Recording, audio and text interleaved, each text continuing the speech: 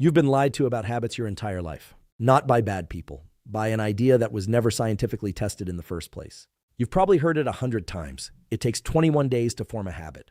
21 days of discipline, 21 days of showing up, and then, almost magically, the behavior becomes automatic. It's in self-help books, productivity apps, corporate wellness programs. It feels intuitive.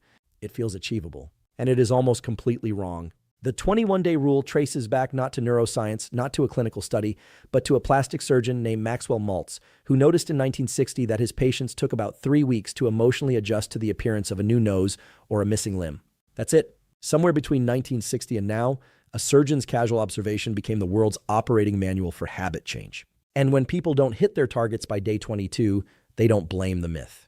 They blame themselves. Here's what's really going on inside your body. Habits are not formed by the conscious thinking part of your brain.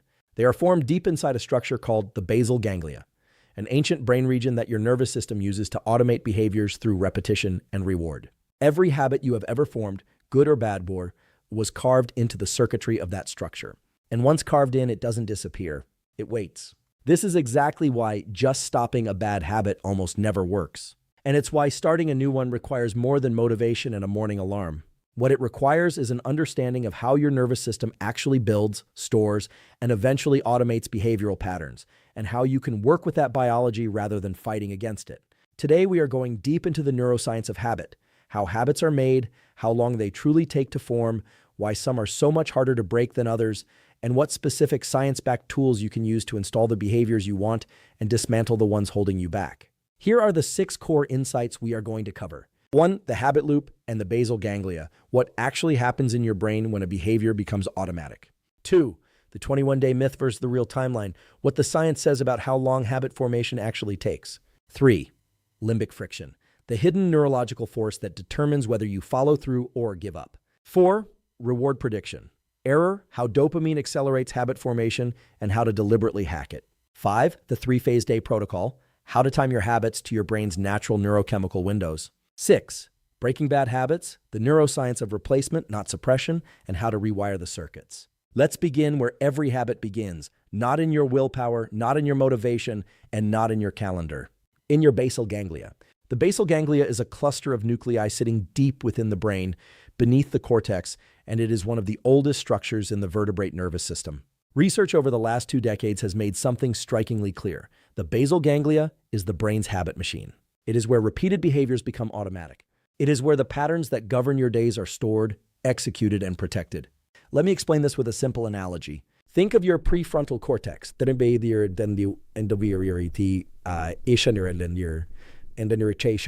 front part of your brain, the seat of reason and conscious decision-making. Sabidra is the architect. It designs the blueprint, but the basal ganglia is the construction crew. Once a behavior is repeated enough times in a consistent context, the basal ganglia takes over entirely. The architect steps back, the crew runs on autopilot. This transition from conscious effort to automatic execution is what we call habit formation, and it is powered by a process called task bracketing. Task bracketing is the basal ganglia's mechanism of marking the beginning and end of a behavioral sequence. The moment you initiate a habitual behavior, the basal ganglia fires. The moment you complete it, it fires again. Everything in between becomes compressed, fluid, and automatic. This is why you can drive a familiar route while thinking about something completely different. Your basal ganglia has bracketed that route so thoroughly that the prefrontal cortex is no longer needed. A 2025 study published in the Proceedings of the National Academy of Sciences confirmed that once a behavioral sequence is encoded in the dorsolateral striatum, a key component of the basal ganglia, it can be executed even when the cortex is inactivated. The habit no longer needs conscious initiation to run. This has a profound implication.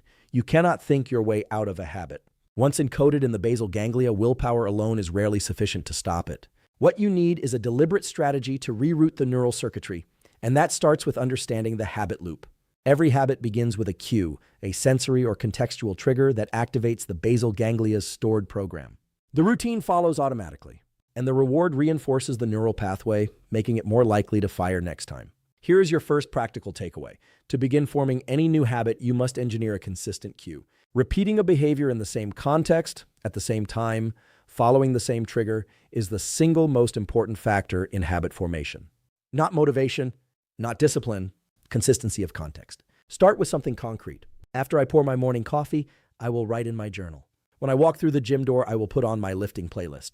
The cue is not decoration, it is the ignition switch of the entire neural program. If this kind of science is useful to you, consider subscribing. I post content like this every day. Now let's confront the myth that has quietly sabotaged more habit attempts than almost any other piece of advice in the wellness world. The idea that habits form in 21 days was never derived from behavioral science. Yet it spread virally through the self-help ecosystem and became accepted as fact. The consequences are real. People reach day 22, find the behavior still effortful, conclude they are fundamentally incapable of change, and quit. In reality, they quit at roughly 1/3 of the average timeline for habit formation. What the research actually shows, in a landmark study by Philippa Lally and colleagues at University College London, 96 participants were tracked as they attempted to form new health behaviors. On average, it took 66 days for a behavior to become automatic. The range was enormous, from as few as 18 days for simple behaviors to as many as 254 days for complex ones. A 2024 systematic review covering 20 studies and over 2,600 participants confirmed this.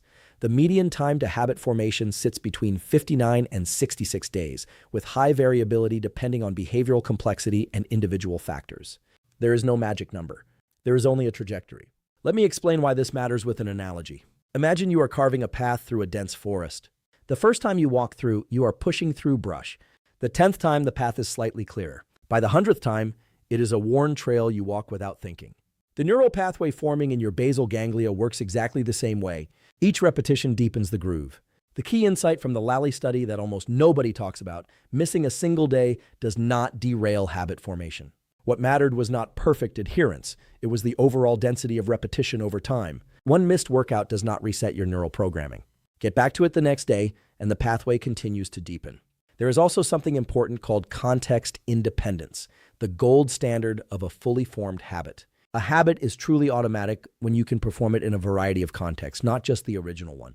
When you can exercise in a hotel gym on a Tuesday afternoon during a work trip without feeling friction, the habit has reached full automaticity.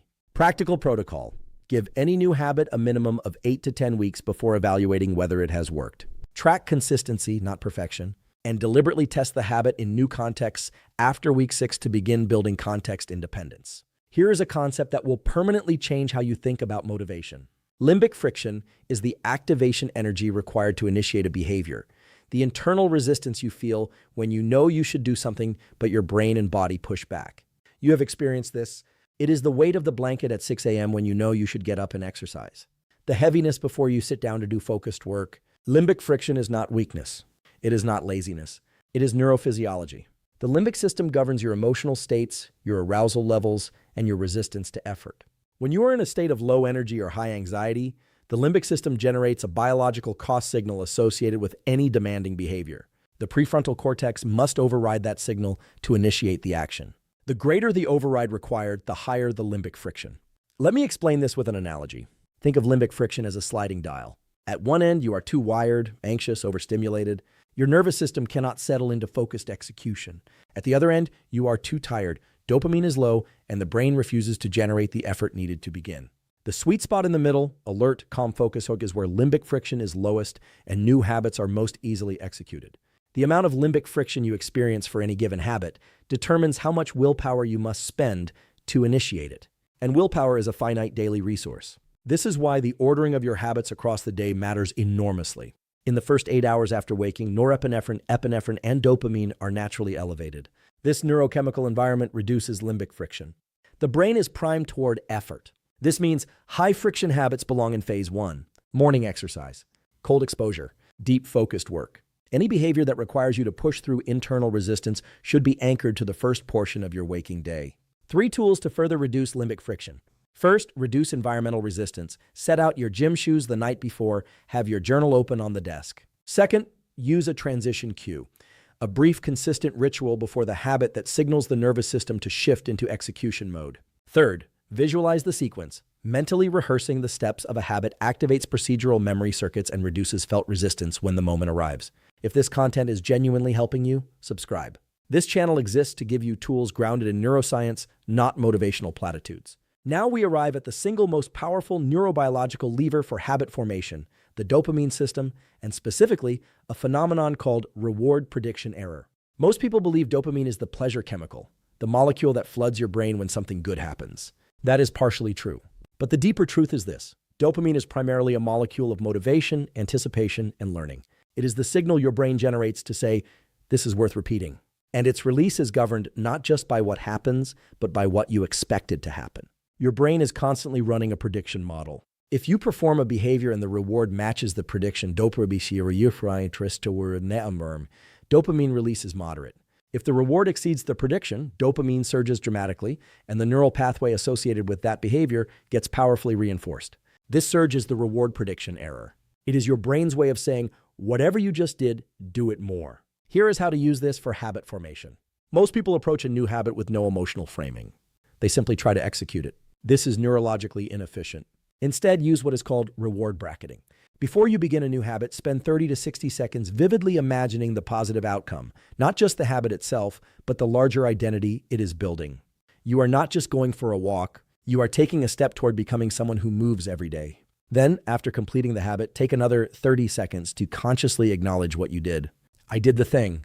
That was the right behavior. This bracketing sequence, positive anticipation before, conscious acknowledgement after, creates a dopamine association not just with the reward of the habit, but with the execution of the habit itself. Over time, the cue begins to trigger dopamine even before the routine begins. At that point, you are no longer fighting yourself to show up.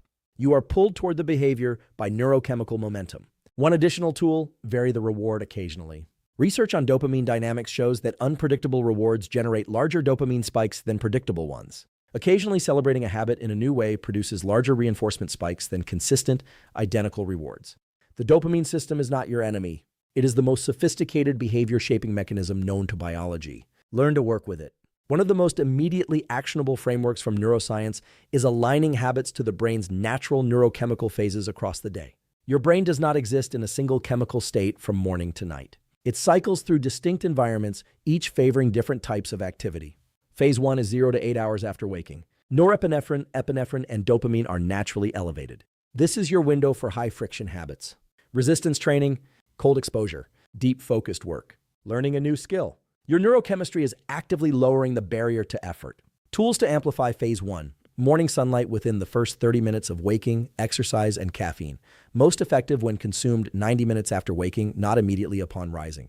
Phase 2 is 8 to 16 hours after waking. Serotonin begins to rise.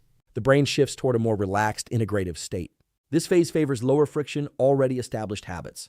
Journaling, meditation, light exercise, creative work. If you have relationship habits, quality time, intentional conversations, gratitude practice, Phase 2 is neurochemically optimal.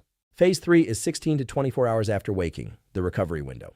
The nervous system is shifting into parasympathetic dominance. During deep, slow-wave sleep, the hippocampus replays the day's learning and transfers behavioral sequences into long-term storage in the basal ganglia. This is when the habit groove deepens. Protect Phase 3 by avoiding bright overhead light in the 2 hours before bed, keeping screens dim, and maintaining a consistent sleep window. Every night of disrupted sleep partially erodes the overnight memory consolidation that was cementing the new habit you practiced that day. The 3-phase protocol is not complicated, but it requires you to stop treating all hours of the day as equivalent because neurochemically they are not. Now, the hardest part of the habit conversation, and the part that most advice gets fundamentally wrong. How do you break a bad habit? The most common approach is suppression. Use willpower to simply not do the thing. White knuckle through the craving. Rely on discipline.